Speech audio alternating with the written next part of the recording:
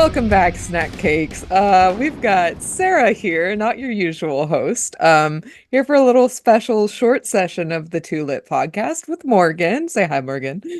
Hey. We originally recorded these episodes on the road. I would say about 3 weeks ago, we took a surprise trip to Chicago to see Ela- some yeah. to see some other Twilight inspired theater.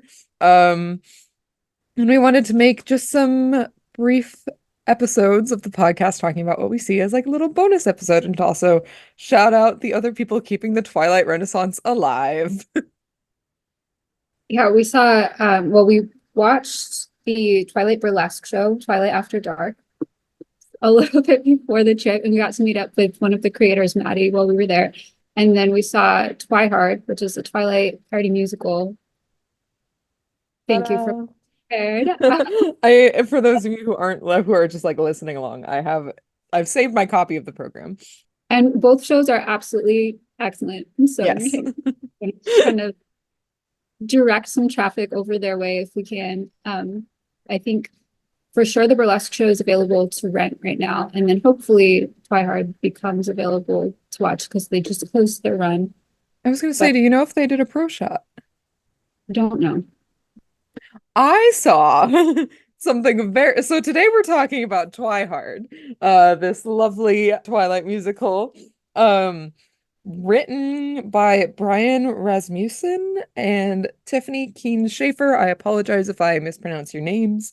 Um, Book and lyrics are by Tiffany, and then the music was by Brian. Um, I lost my train of thought. Just a quick pause while I get back on my train of thought. Hi, it's Sarah from the editing room, and I'm here with an important message. Before we get too much further into discussing Twihard, we can confirm that they are returning this October to the Otherworld Theater in Chicago for another great run. So if you want to see the show in person, please do. I'm planning on it, but you should know that in this podcast, there are heavy spoilers for the entire show from this point forward. While we don't know if the show has changed at all since we saw it, if you want to see the show in person and be totally surprised, we hate to see you go, but you should click away now. Also, as we move forward in the podcast, it is important to know that a lot of actors in Twihard use different pronouns from the characters they played. We did our best to be diligent in using the correct pronouns, but if you hear a he or she that doesn't match up, chances are we are referring to the pronouns and presentation of the character they played, not the pronouns of the actor themselves. It is not our intention to misgender any of these talented actors, and we do apologize if anything slipped through the cracks. All right, back to the podcast. Oh, here we go. Oh yes, they're closing, like I think it was the closing night because I follow some of the people that we met. We met some of the cast after the show and I followed them on social media.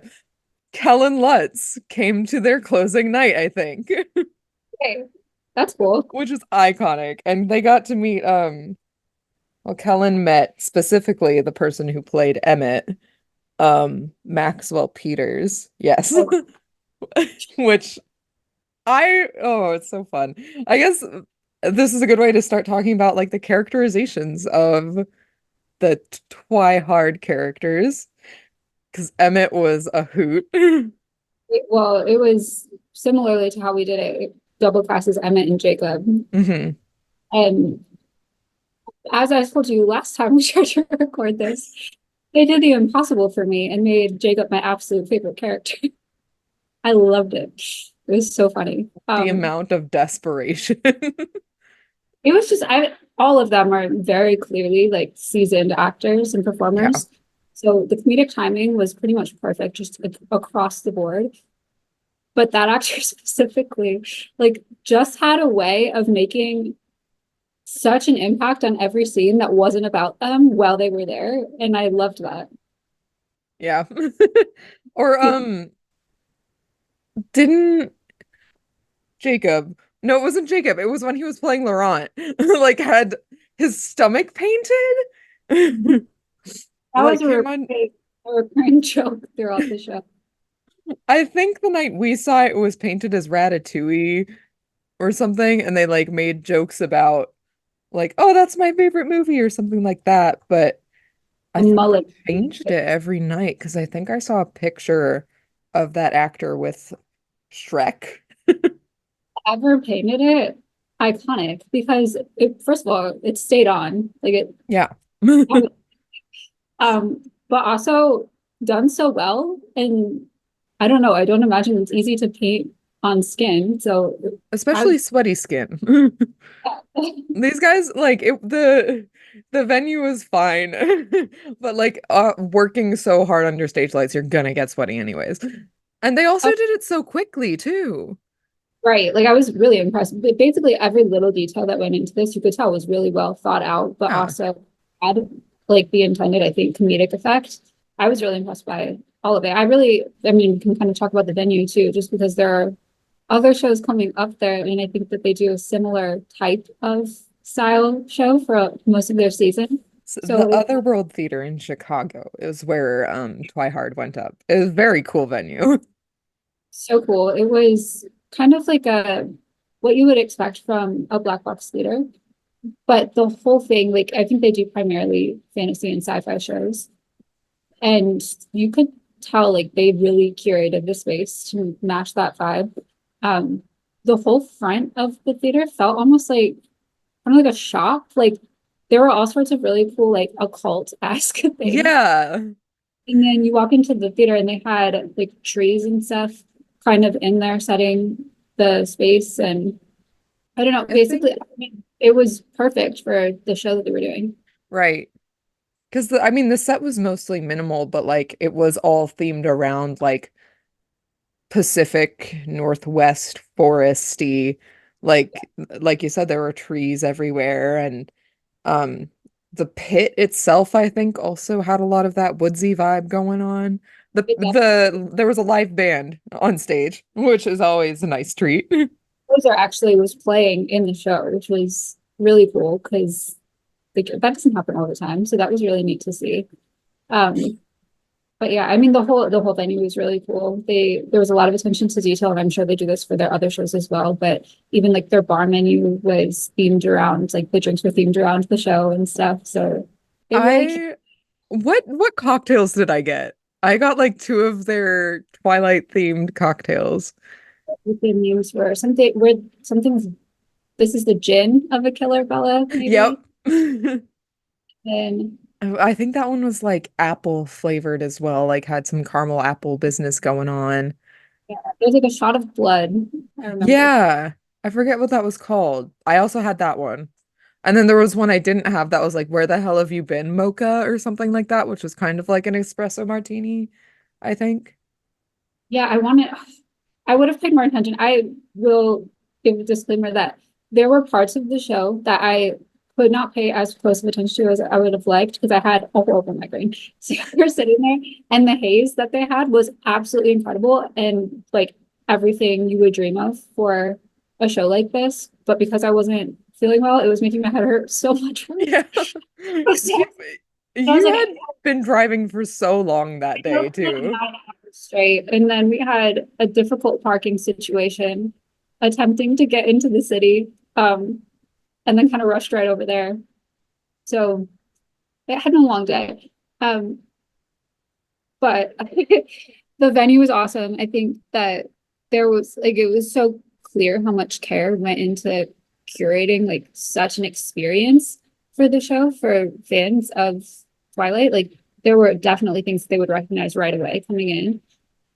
And then, I mean, the writing and performance obviously then went above and beyond that. Like they did an incredible job. I don't think they could have done anything too differently that like I'm not expecting them to get a lot of notes or anything, you know? Right. It's really good. I think was speaking of the fans, the way they like sort of structure their ons as a ensemble person in a Twilight musical myself, the way they structure their ensemble was really nice because even like the opening number, they're all very clearly a part of the ensemble. They have matching Twihard shirts that they all kind of personalize to be their own and like sort of keep using people like it's just a giant fan base is the ensemble of people going crazy over this lovely book series.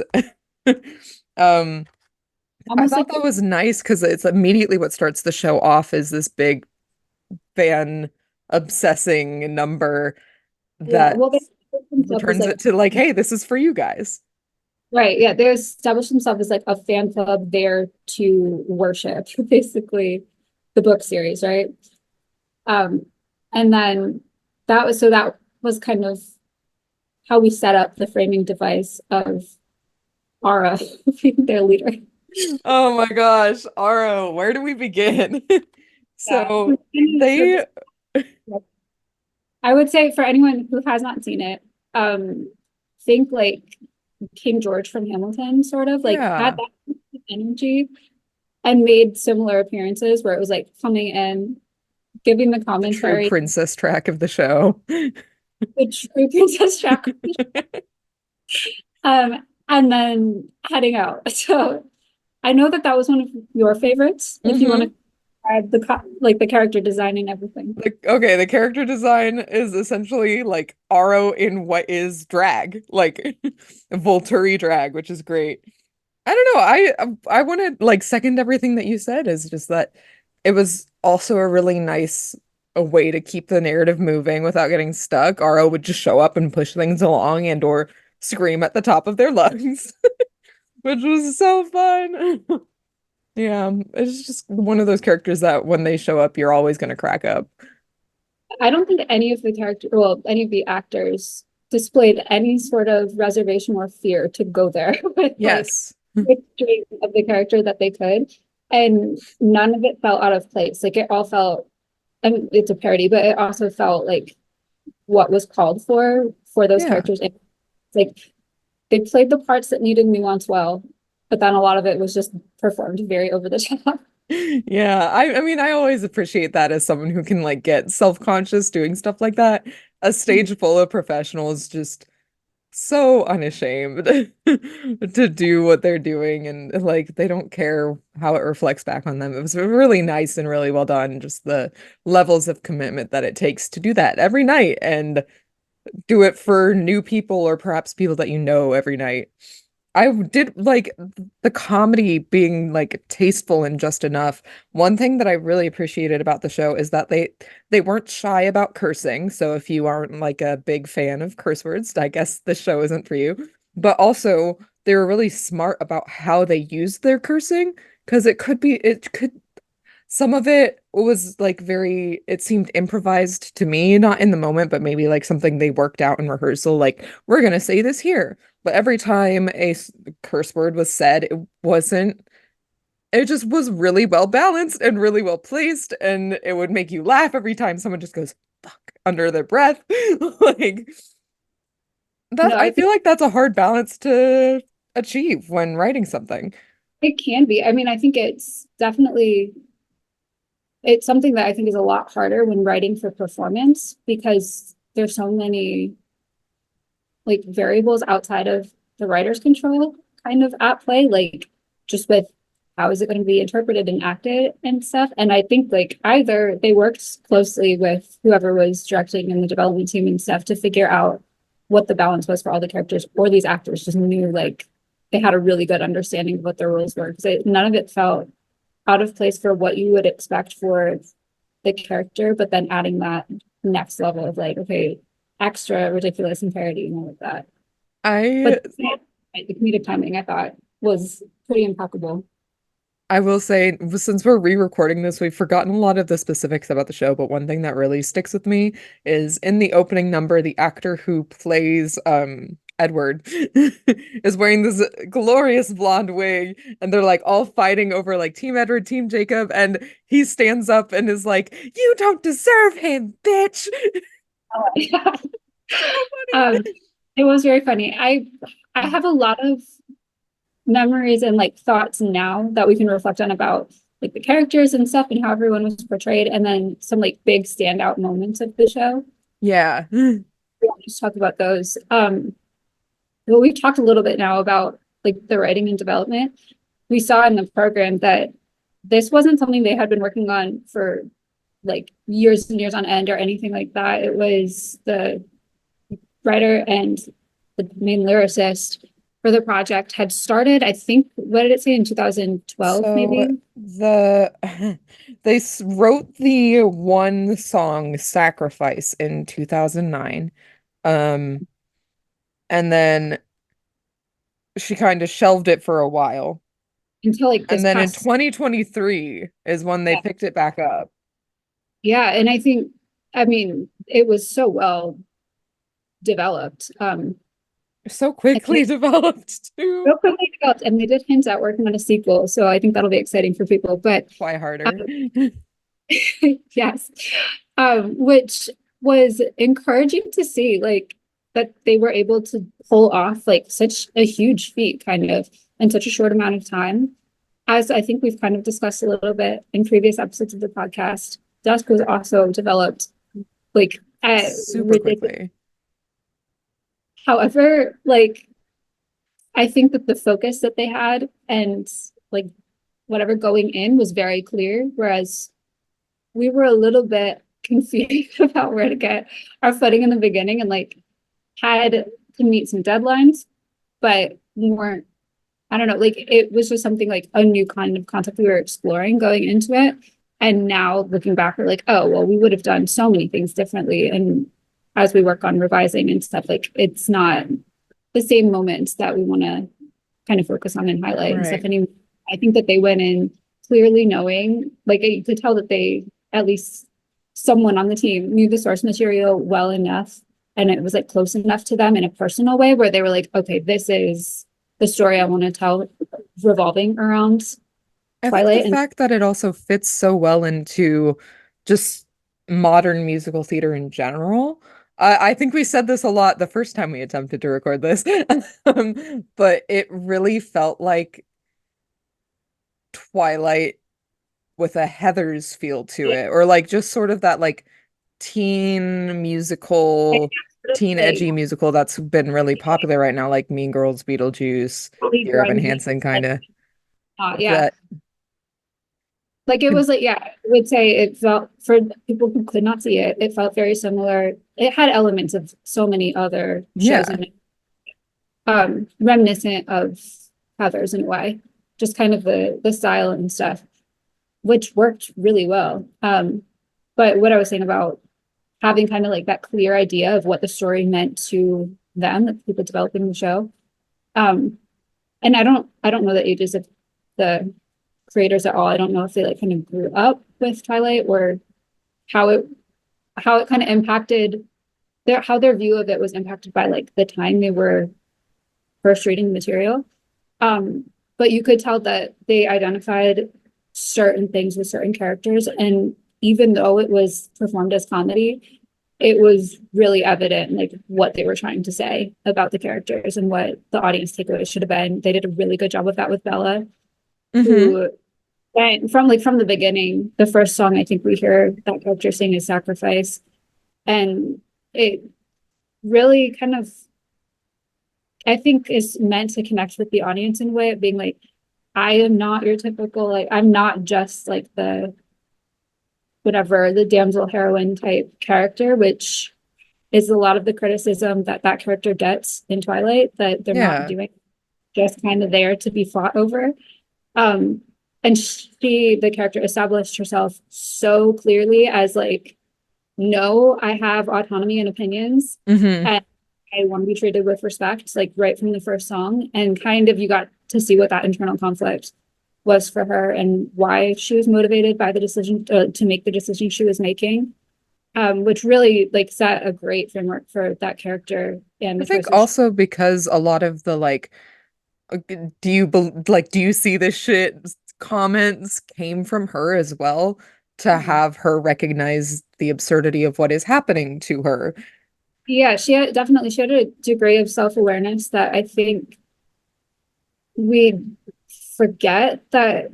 I'm pretty sure in the books Bella had, like, to a degree, like she knew like certain times she's like, I'm making a choice and it's not a good one, or like maybe this is unhealthy, but I'm willing to do it anyway. And she had like reasons for what she was doing. It might not be something that an adult would agree with, but she was not an adult, like she was Yeah. making these choices. Um, the character in Twihard felt a little bit older and a little bit like more of the current times. Like I'm like, oh, this feels more like the kind of discourse that you'd have with a teenager in 2024 than maybe in 2008. So which is good. Like I think people have only become more informed having access to social media and the internet and everything. So it felt very like contemporary in that way. But this is still like very true to the source material. Parroting off that, their characterization of Edward, which I think is what really struck me as Heathersy. I'm sorry to keep bringing someone else's musical into your mess, guys. But the writing of Edward felt very similar to JD in that as you're watching the story go through, like it's always red flags. And like they're never trying to trick you into believing that this character is anything else but a weird guy. They gave very subtle, well, not subtle, it just wasn't like outwardly stated. It was like, we're critiquing him right now. Like it was performed in a way with the nuance it needed to kind of let the audience understand, like, oh, maybe we shouldn't be like Team Edward, Team Jacob. Maybe they're both a problem. But no, I think we walked out of it saying we're like, if that actor hasn't played JD yet, yeah, they should. I agree. I've got a job for you if you need it. I think I've embarrassed myself on here before saying that when I first read Twilight when I was 11, I did not take it as a love story whatsoever. I was like, this is a horror novel. I am terrified of the prospect of anyone coming through my window.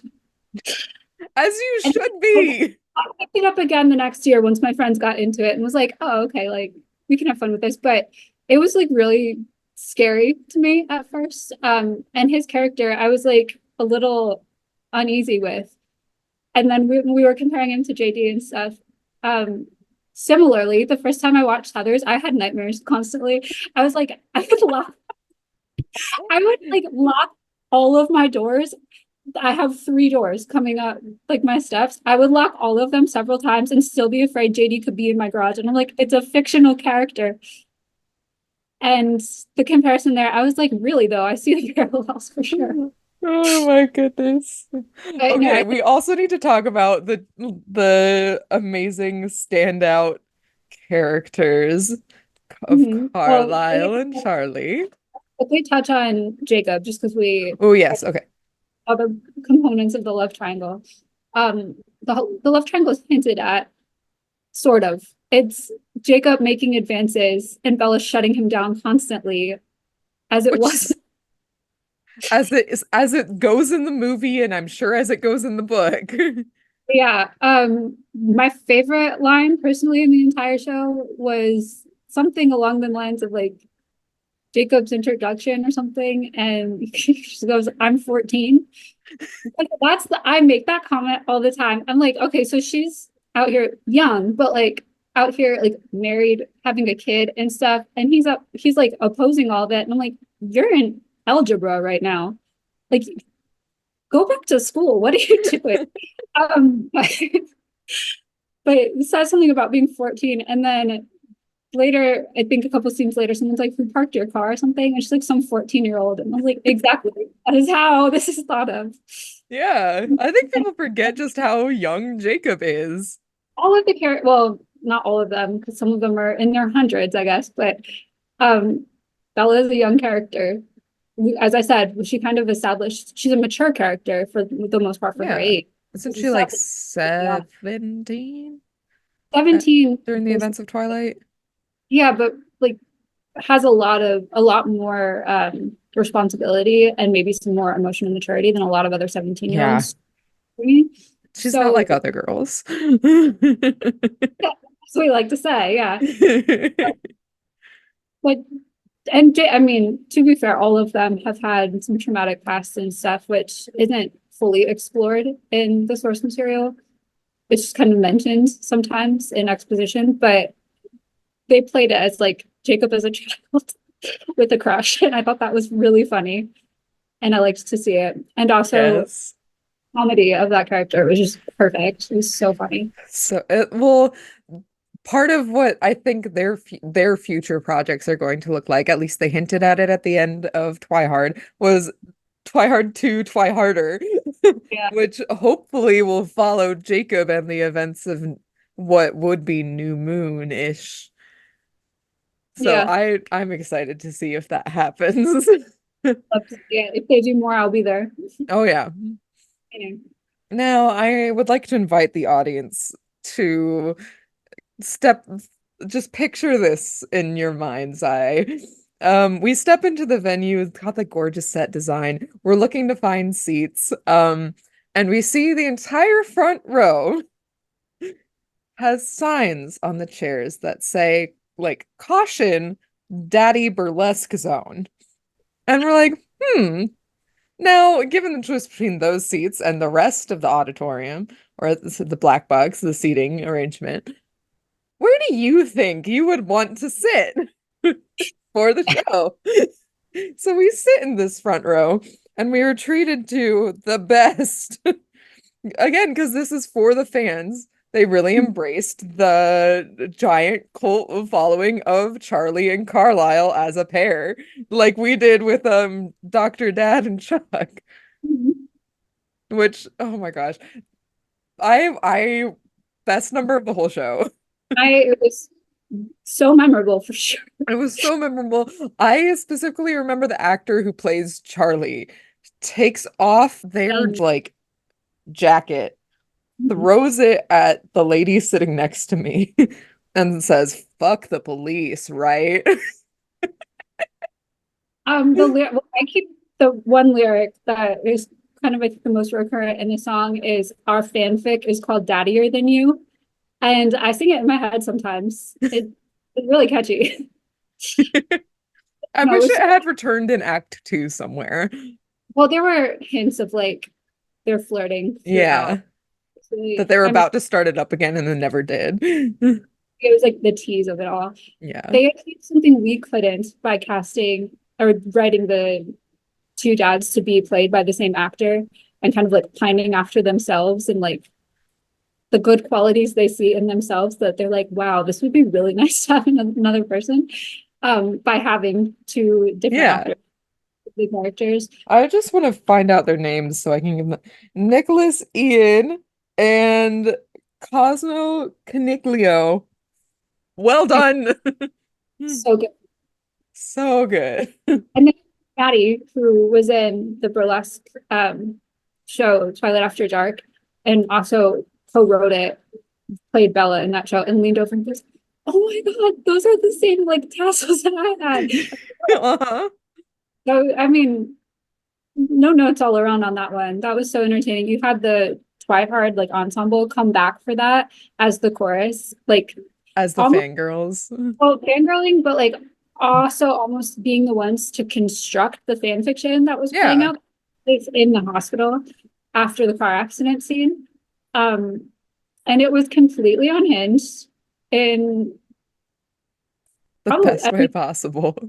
The most theatrical way they could have done it. Incredible. Like it felt like being pulled out of anything else happening in the show and going to like another world for a second. Yeah. And the way that it was designed with the lighting and everything. And then you were like placed right back in the story like it never happened. And it was just done in such like an artful way, like as far as the decision making about the tech went along with it. I was so impressed. It was so funny. And then you just jump right back into the story. So yeah. What were some other memorable moments for you from Act 1? From Act 1, I liked the biology scene. And they like kept this up throughout I think all of Twihard. But they have a song. I think it's called Biology. I could be wrong. I think it's called Classroom Angst. Oh, also Staring. We'll get back to Staring. But like they'll take the conversations that Bella and Edward actually have in the movie and in the books, set it to music, and it takes this very beautiful conversational tone while also taking the time to establish these people's relationship together and advance the plot. I just thought it was really well executed. And then also Staring, which is a song that appears at least 4 times in the show, I believe, is a wonderful motif about how awkwardly these people just constantly stare at each other. It's one of my personal favorites. Mhm. Like just the repetitive motif there was so funny. And I mean the music fit these moments really well too, like the composition and everything. But what I liked about or found interesting too that they chose to do with the biology scenes was it was paced as if like they're moving through the semester at school. Yeah. So in class several times, kind of going through a lot of the time they weren't talking because they don't necessarily talk a lot. There were some moments of silence, true to form for this couple. But when they were singing, like they're moving the plot forward in a way that is establishing their relationship, but it's just still so awkward because it's just like Mhm. the set pieces that they were using. One of them was like a rolling table Like situation. decorated like a giant stone that you might, or like a log or something that you would find Yeah, in a forest, but it was convertible to a lot of different needs. that was like whenever they were using a truck, like they had a cardboard cutout at one point, but then it was just or a cutout at one point, and then they just used that for like moving back and forth, and then they used it as the biology table. I'm sure they used it They used it else as the car or a car, I think. as her truck, but I don't remember Yeah. how using it. But it like everything was pretty multifunctional in that way. They Um, used it as a bed a few times, I think. Yeah, multifunctional. You guys get the point. yeah, I mean, everything was very smartly designed, as we've established. But those scenes were fun because I don't think that I don't know. I mean, I've seen a couple of like the movie parodies that people have done. I've read a couple parody books of Twilight, and no one really goes back and delves into like other moments in biology. It's just that first one when I freaked out. And then after that, it's never really revisited. I've seen more representation of like their conversations at lunch and stuff, Hmm. trying to build up their relationship. But this was just a cool way to do it and a nice way to be able to use the same kind of song and stuff so that we knew like, oh, when we hear that music, like their relationship and the plot is going to be moving along in that way. So that was done well. Yeah. Staring was similar. In those, they were just staring for the most It part. was like just this beautiful harmonized like chord progressions of them just like the whole group just singing about people staring at each other, which is a staple of this franchise. Before we move on to anything else, um, this was big in Act One, so I kind of want to touch on it. All of the high school characters, like the friend characters, the humans, were done so well. I loved it. They were, I mean, pretty much everyone in the show was playing multiple roles. And you had who was it? It was the actor that was playing what I was going to call him Dr. Doug Carlisle. The actor playing Carlisle was also playing Bella's friend Eric. Oh my God. I forgot about this. Yeah, I knew. Well, I remember this being like one of your favorite parts. It was. The worm scene was there. Oh my Everyone God. get honest about not having that. But it was there for sure, and it was very funny. And then what else was there? I mean, Just Jessica's like their and general characterization of a teenage boy who's obsessed with this worm he found was so perfect.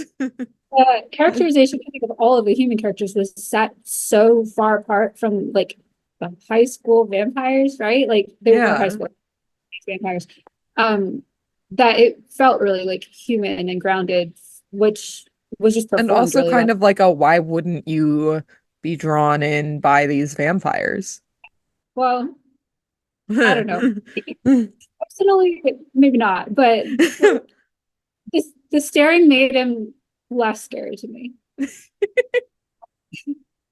Otherwise, the JD vibes, yeah, they were strong. Yeah. But no, I mean, there were moments they fit so much in there, like all the little details that fans love from Twilight, like the ridiculous moments and stuff. She had They a fit it. cactus, right? Yeah, Yeah. So stuff like yeah, that. it fits it in. And then there was something. Oh, they had part of the set. There was like a some kind of on one of the walls Right. between trees that they would sometimes light so you could see through it, and there would be someone that like wasn't there in the scene but was like, I don't know, either like some they used it Uh, for about like for a phone call and stuff. So they were doing a lot with the amount of space they had and using it in a way that was just like very intentional, yeah. um, which cut down on a lot of time. Like, and because it was such a small set, there wasn't a lot, like everything was so fluid. There were never any blackouts or anything like that. There was also a projection screen behind the orchestra as well that they used to like highlight certain lyrics or just be silly. It was really fun. I really liked the way they used it for the research montage. Mm-hmm. Uh, The like Googling everything, cold skin. yeah, somewhat something like that. But yeah, Yeah. um, it was done really well, and it was kind of it was interesting to see what they chose to do with that because it was more in line of what we were trying to do with Dusk. We like it was always supposed to just be one set that was like a split stage and like the lighting kind of alternating back and forth between like any points of narration. And this would be something that would change going forward, just like the way we would be able to stage it. But switching back and forth in order to kind of keep a similar pacing to what they did, but also using projection more instead of set pieces. So I like to see kind of like what that might look like. It's obviously not the same story, but It wasn't foolproof too, because sometimes you'd have like cold skin on the guitarist's face. But like, like, you know what? It worked. it's a parody. Why not, right? Yeah, it doesn't have, we know this. Oh, Who says it wow. has to be uber polished? Oh my gosh, I forgot about my favorite part in Act Two. We're gonna have to start talking about Act Two, man. Yeah, we can talk about Act Two. Well, okay, well, Act One ended with their first kiss, I think, right? Yeah. I think it was also very similar to our bedroom scene. I forget, where I was too busy holding a curtain, I kind of just blacked out. I, I, Where it's what? like they go in to kiss, fake out, do you want to meet my family? Oh, okay. Yeah, probably. I think. Um, You might be right, because I remember like in the woods, like the song we were singing there, actually for our situation. And then yeah, you're probably right. yeah, And Act One ended and we had a lovely intermission, and Act Two opened with with big another sitcom style celebration of the Cullens. They need their own like sitcom theme. In this case, they were the Mullins, which was also just a great way for the all of the actors, like the ensemble, I suppose, of the show played so many different named characters in Twilight. So like, of course, you had the person who played Carlisle and the person who played Esme and all these people doubling up, but now it's really their chance to show off what they wanted to bring to these vampire characters. And they were all just goofing off and having fun and creating the chaos that is that dinner date. trying to remember. I don't have this was a point where the haze was really getting to me. So I remember it. I don't remember a lot of specific details from that first scene. But then we moved into the baseball situation pretty soon after that. They, because I feel like it's the obvious choice, employed a similar tactic that we did with the moving of the baseball, kind of being like people compare it to the bullet from Hamilton, Hmm. but an actor carrying the ball back and forth around the stage. They had similar space limitations that we did. So a really tiny, Yeah. very dramatic game of baseball. But their plot deviated greatly because they were able to focus a lot of Act Two on like the actual um, antagonist interactions and stuff, and all of the adversity there. Um, we have the antagonist enter, and it's all dramatic and stuff. They were also able to come through the audience a lot throughout the show. I really Yeah. that was being done so often because it made a big impact on kind of just the use of space again. But then they have a little standoff with the Mullins, and I believe after some back and forth, Edwin was like, I'm a vegetarian and I'm not scared of you, that whole The joke that tell your boyfriend if he says he's got beef that I'm a vegetarian and I ain't fucking scared of him. I've seen that joke in a couple different Twilight parody things, and I think it's always so well done. But that really set everybody off, which led to, I think, one of your favorite moments. Ah, I love him. I love him so much. The way they did James. That's just because I attached everything in my soul to James and Dusk. Who doesn't know, Sarah portrayed our unnamed antagonist, which was James, Which is essentially. so fun. Just to be a weird, creepy muscle guy. The way that Twihard took James felt, in my opinion, kind of like that man was finally getting his flowers, because even then he's only in like 20, 15 minutes of the movie, and I don't know. It was really cool. They like have a whole number just for him called Hunter that is sort of lives in the style of like a vaudeville villain, and he has a whole freaking tap number. When the tap shoes came out, like I started frothing at the mouth because I'm learning how to tap right now, and it just made me so happy. Um and then I think they revisit the Hunter like theme as well later on when they're fighting in the ballet studio. This is me skipping ahead, it's fine. Um, but then Edward starts tapping too. And they have like a tap off, kind of like in like if you've seen Something Rotten, sort of similar like that. It's so fun and so clever and just really was a little treat. Was a great treat. Who was the person who played James? Let me find your name. Trey. I'm not gonna try and say your last name. I'm gonna butcher it, but Trey, you were so good. I met Trey after the show. I had to. Um, no, that was very funny. The first the first Hunter song, I mean, I was definitely taken aback at first because I wasn't expecting like a tap number. And I'm like, this makes so much sense. Why wouldn't Yeah. it? And then something I also loved was the ballet studio. They had a tap off. I was like, right, because we wouldn't do like you don't do the obvious, which is have a ballet off, right? Like Right. not getting on point here and like showing off here. Where's Lizzie? Right. There wouldn't have really been a space for it either, I don't think. But no, the tap off I think was very well suited for the character. A tap It's battle, if you will. the appropriate challenge for him, right? It was so fun. It was just so fun.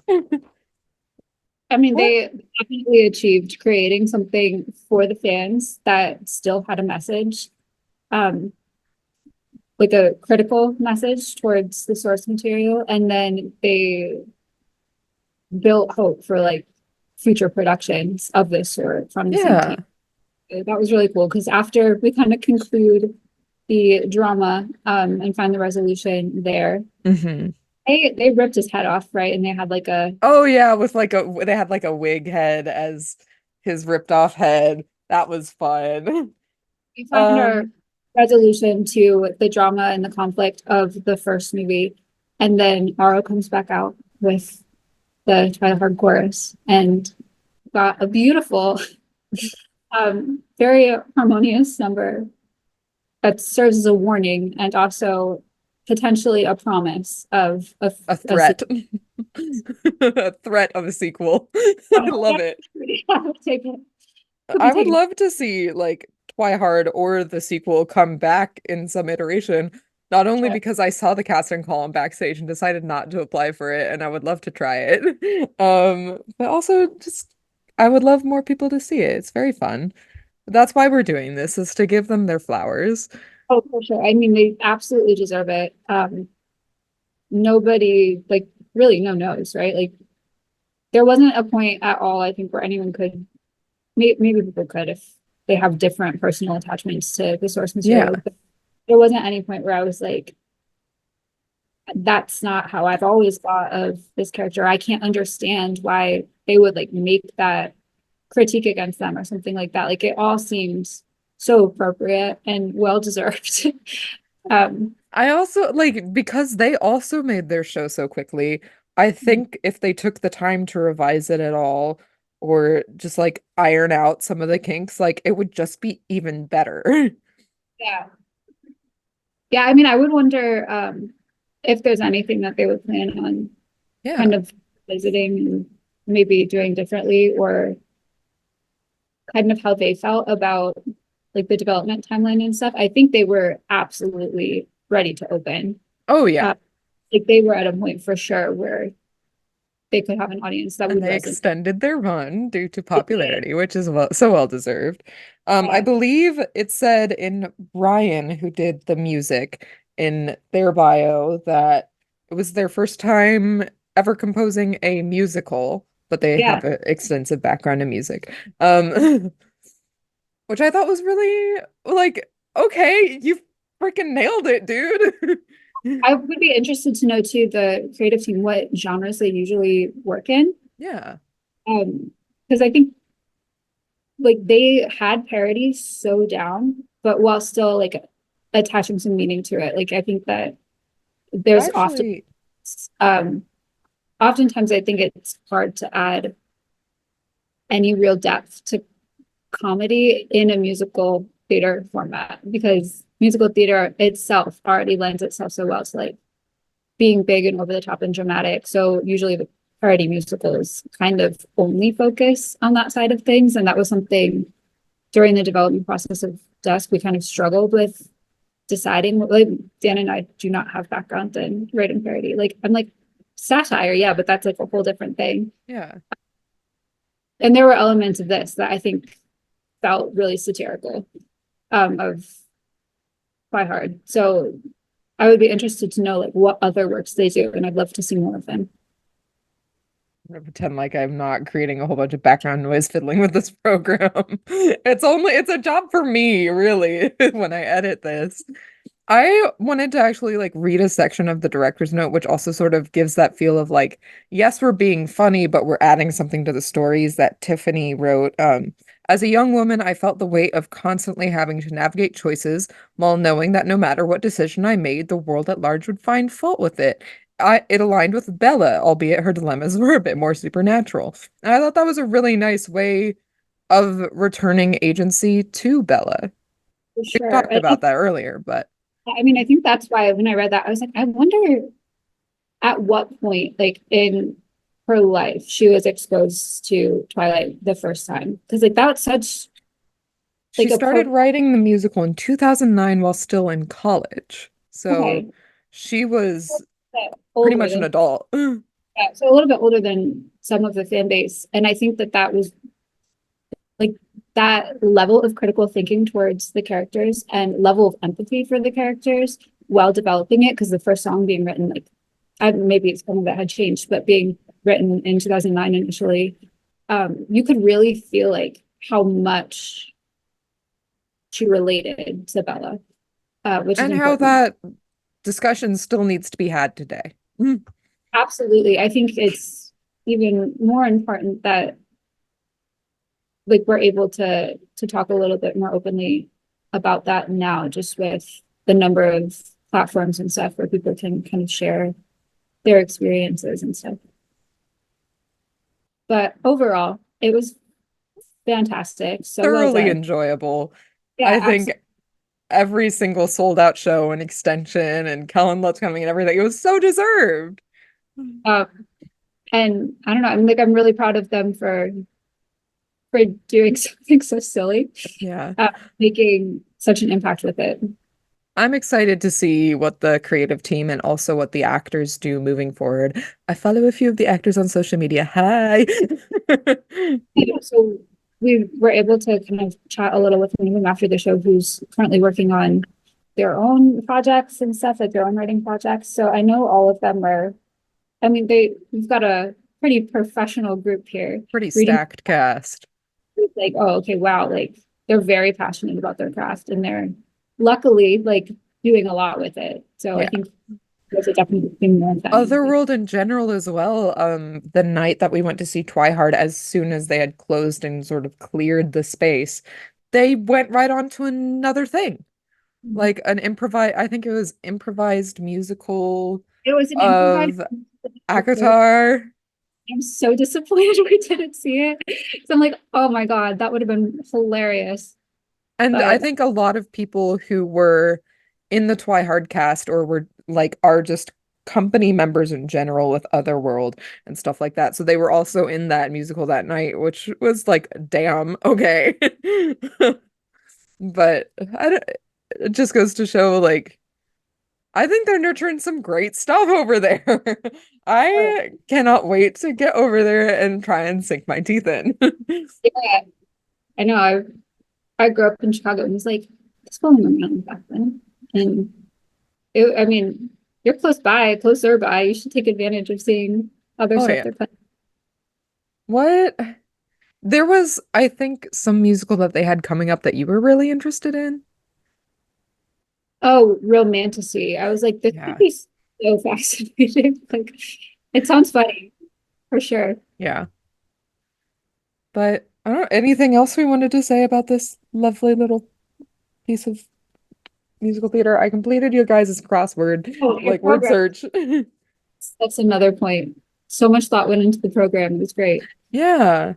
Um, no, not really. I mean, I think we kind of touched on most of the major things, and I mean, they so well done. The whole thing felt like, I think for probably most people going to see it, like it was just an experience. It didn't feel like just seeing a show. So Yeah. well done. Hats off to all. Amazing. Yeah. I forgot to say before we go, what has you two lit this week, Morgan? I wasn't Taxes. prepared today. Oh my gosh. Not tax. Well, I think taxes is what I said last time. Trying to prepare business taxes has been the bane of my existence, and I never want to do it again. What else? No filter? Are we able to talk about that? Yeah, I mean, we can talk about it. So we're now preparing, it's right now Easter weekend, so it's the end of March.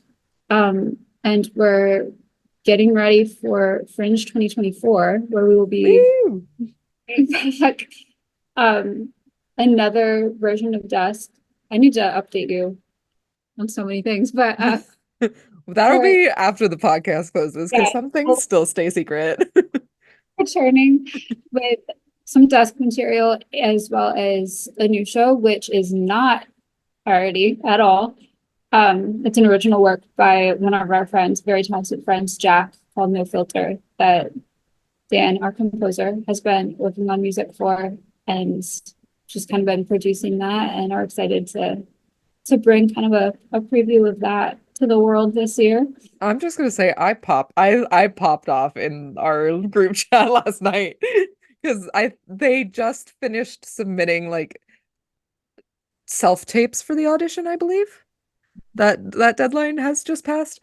And around this time is also Dune 2 has just recently come out, and with it, a very trending audio of Timothy Chalamet as Willy Wonka and then Timothy Chalamet as Paul Atreides.